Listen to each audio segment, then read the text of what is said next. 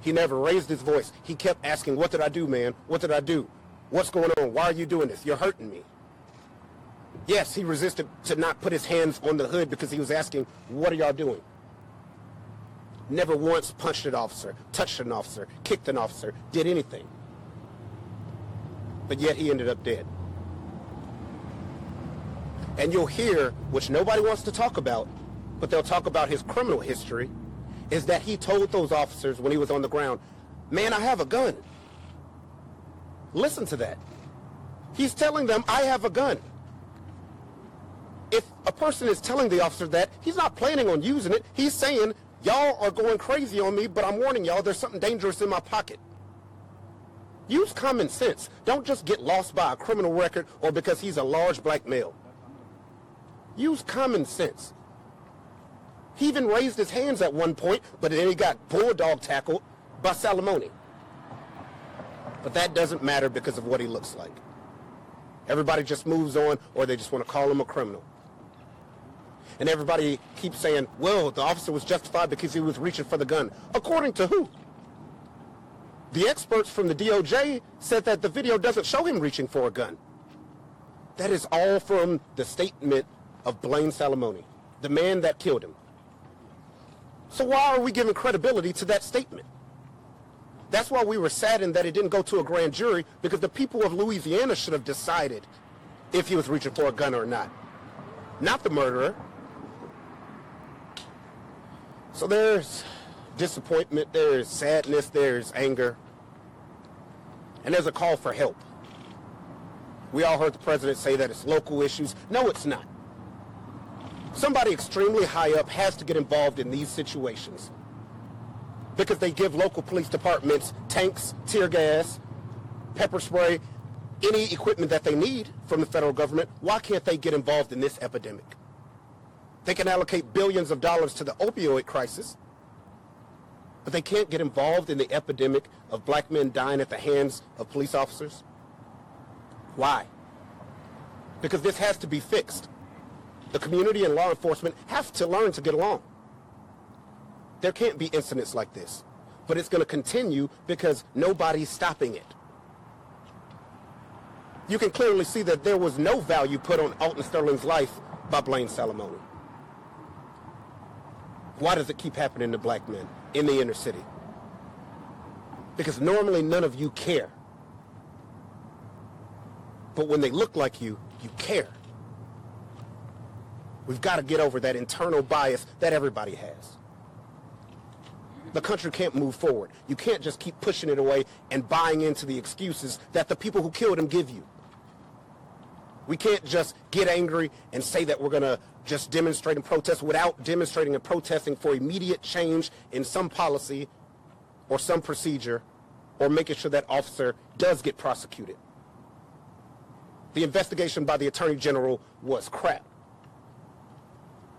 A regurgitation of what the DOJ did. The DA didn't even get involved because he was friends with Salamone's parents.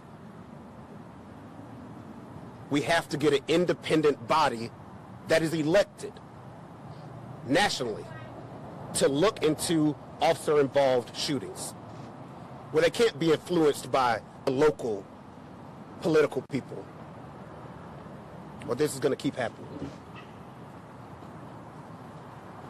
Michael Adams, one of the things that we have to say up front is that we appreciate the courage that was shown today by our new police chief. We appreciate the courage that was shown today by our mayor. When she first came in office, she changed the use of force policy for this police department. We've been telling you since this incident happened that the truth will come out. Well, it's out today.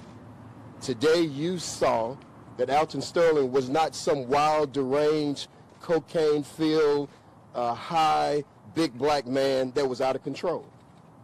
The person who was out of control was Blaine Salamone. The person who stood by and let him be out of control was Howie Lake. That's a tragedy. And the tragedy is that this happens all the time. The tragedy is that this happens all the time in Baton Rouge. This time it was caught on tape. It was caught on body cam. It was caught on store surveillance. And now you can't walk away from the truth, Baton Rouge. You can't walk away from the truth that Alton Sterling was killed by Blaine Salamone, and had Salamone not escalated that situation, he would be here today. The police administrative process leads credence to what we've been saying and what we've said in our lawsuit. It is that this police department has been riddled with problems dealing with policing, problems dealing with following general orders, problems dealing with appropriate protocol and procedures for law enforcement officers. It's time now that we shine the light of day on this situation, and hopefully what will become of this will be a change. We applaud, like I said, the chief and the efforts that he's making and the changes that are being put in place for this department, but there's a lot of work to do. But this situation, the Alton Sterling situation, has to be fixed. This wrong has to be made right. And that's what the civil case is about. We're here for Alton's 5 children. We're speaking for them. We're speaking because they can't speak for themselves. And we want this entire community to know what happened that July 5th night was wrong, and it was wrong not because Alton Sterling was the person who was out of control. The police department was out of control. There was a better way of doing this. There was a better way of solving this. So somebody has to be held accountable for it. Echoing the same comments, following the incident, we see just how out of control the Baton Rouge Police Department is, with the lack of respect for a person dying at their own hand. They sat there and cussed over him and called him names as he sat there bleeding and dying. And not once did they ever become the guardian that Chief Paul just said his police officers would be. They are to be a guardian for us. And at that point, Blaine Salamone was no longer a guardian for the citizens of Baton Rouge. And Howie Lake's complicit standing there watching him take out this action on Alton Sterling is just as egregious. However, the chief determined not to fire him, but his actions are still egregious. Howie Lake sat there and should have become a guardian and a defender for Alton Sterling against Blaine Salamone. That became his job at that point, to keep that man alive, and he did not. As you will see on these videos, and as you dissect them even further, the actions are just simply unconscionable. And how they treated Mr. Sterling as he sat there dead is even more disrespectful. You know, we agree with the chief when he said how difficult it is to be a police officer. We all know that. We know that nationally. It is an incredibly difficult job. You're dealing with a phone call of a person with a gun threatening someone, then you're dealing with a domestic dispute, then you're dealing with... We know how difficult it is. We understand that. It's a tough job. They have to deal with a lot. But with high duty comes high expectations. You aren't just the tip of the spear, you're also the shield for the community. You aren't just a warrior, you're a guardian. You don't just look after white people, you look after black people and Hispanic and Asian and everyone else. It calls for a spear, yes, but it also calls for a shield. But the black community doesn't get the shield a lot, it gets the spear. And that has to stop. Maybe with higher standards for who's hired, higher pay, whatever it may be, whatever the changes have to be. We all have to learn how to work together and be one, because this can't continue. You know, we represent the children, and it's tough because I have to talk to his kids and explain things. And Cameron calls me Pop now. Because his real Pop isn't there. And how do you explain this to a children that someone murdered your father when he was trying to just ask what happened? And everyone's believing that it was justified because the murderer said he was reaching for a gun. We've got to fix it. Listen, let me just say this, though. This all happened in about 92 seconds. And when you get a chance to watch all of the videos and watch them in real time, it'll really show you how quickly things progressed or digressed. But that's when trained law enforcement officers ought to be at their best. That's when our expectations of those who wear the blue uniform ought to rise to the top. Instead, we got just the opposite. And don't let those who are out there saying that because of fear, because of quick judgment, because I thought he had a gun and put us in danger, we could do anything and act any kind of way. That's not true. That's not what your training is designed to do. That's not what your training is designed to combat. In those moments, your best judgment should come out. In those moments, your best experience, your best training ought to show itself. We didn't see that on July 5th. You taking the questions you have?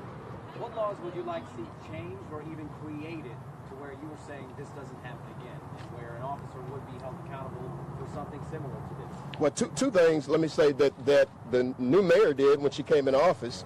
One, she changed the policy on deadly force. And the second thing she changed was that if you're out with somebody who's abusing their authority, if you're another law enforcement officer, you have a duty now to do something. You have an affirmative duty to get involved, to stop them, and to report it. And we think that's a great start. You spoke to your clients. Can you describe their reaction to the chief's decision, but also the video that's now out that they may be seeing for the first time about what happened? Yeah, there's nothing that can make it okay. You know, of course they were happy that he was terminated, but we're so heartbroken that Attorney General Landry didn't even try. Didn't even follow up on interviews with witnesses, just saying, hey, do you have anything else to say? What do you think people are going to say? They're scared to come forward. Didn't hire his own experts to look into it. You know, it didn't even get a shot to go to a grand jury. And that's my point about how you fix this nationally. I deal with these all across the country. I'm dealing with one in Chicago. I dealt with Walter Scott. I'm dealing with some in Atlanta. I'm dealing with them all over the country. And the same problem happens again and again. You're leaving the investigation and decision-making to someone that is normally close to the police department or the shooters, or someone that is politically connected to whatever the motivation is from the top. We already heard that this administration does not want officer-involved investigations. That's going to trickle down. There has to be an independent body that is elected, not chosen by a mayor or by a president or whoever, that looks into these. It's going to take a politician and many politicians to step forward and try and change it. But no one wants to talk about this because they think if you critique a shooting, you're critiquing cops. You're critiquing that cop or that department. It gets tiring to hear that just because you fight for civil rights, you're anti-cop. That's absolutely ridiculous. And it's only fed by the people that want to keep us divided.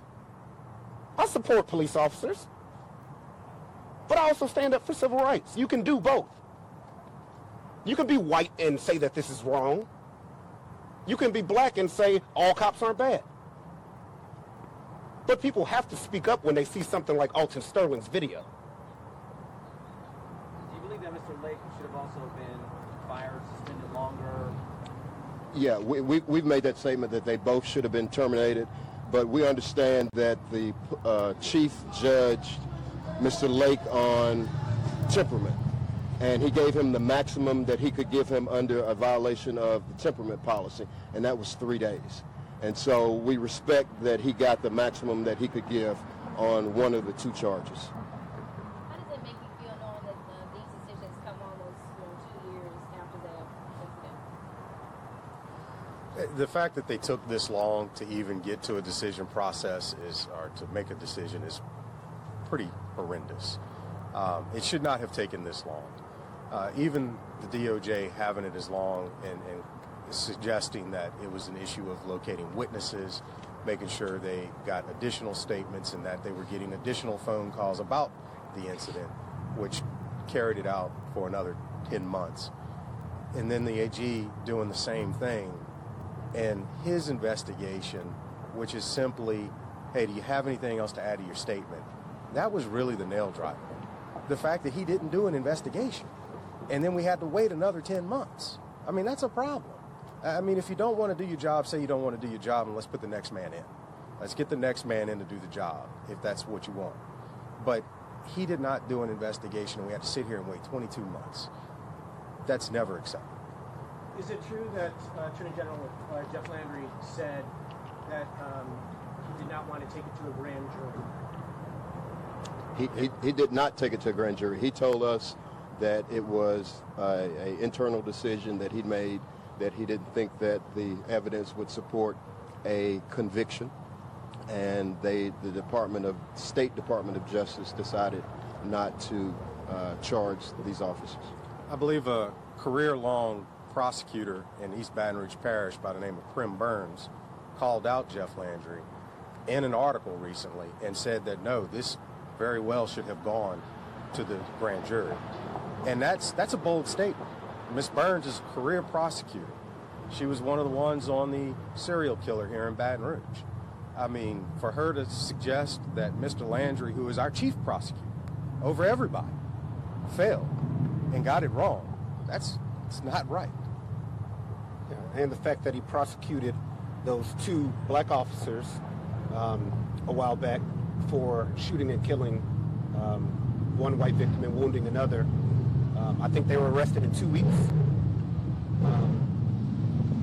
You know, and like I said, politics. Did y'all learn anything new, see anything new talk about